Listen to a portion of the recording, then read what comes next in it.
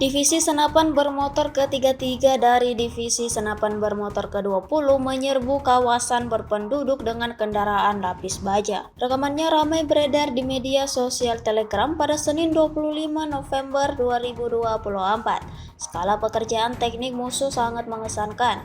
Angkatan Bersenjata Ukraina segera melakukan upaya untuk menunda kemajuan pesat Rusia.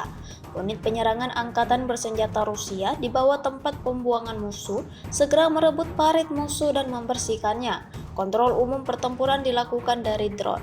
Serangan yang direncanakan dengan hati-hati memungkinkan infanteri Rusia membersihkan posisi musuh dan peralatan mundur sesuai rencana agar tidak menjadi sasaran stasioner musuh. Tingkat koherensi yang tinggi dan pengorganisasian aksi ofensif yang kompeten dari Divisi Senapan Bermotor ke-33 dari Divisi Senapan Bermotor ke-20 pasti menimbulkan kekaguman.